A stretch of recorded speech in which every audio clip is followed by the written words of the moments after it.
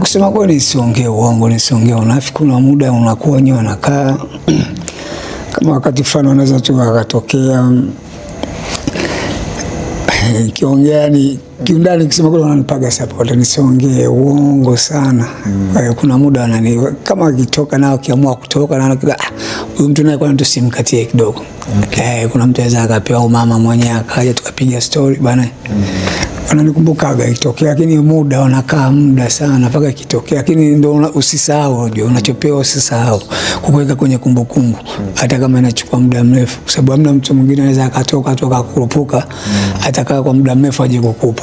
Kwa hiyo lazima mweke kwenye kumbukumbu kwamba kuna muda nao kikao kifanya shughuli zao. Kwa hiyo na huyu mtu naye leo kidogo tumkumbuke. Na nakumbukaga sometimes mara moja sana ya. Na nani labda ambaye mara nyingi huwa anakukumbuka? Bi mkubwa mwenye sometimes hata dogo mwenye. Kwa msemo yaani kwa ufupi wananielewa mimi ni nani. Ila tu kutokana na maisha, kwa pukushani za maisha imetokea hivi. Simetokea tofauti balance zingine, uwezi kujua ni nini tatizo lilotokea, uwezi ukaforce katika maisha, basi inabidi ukae kimya.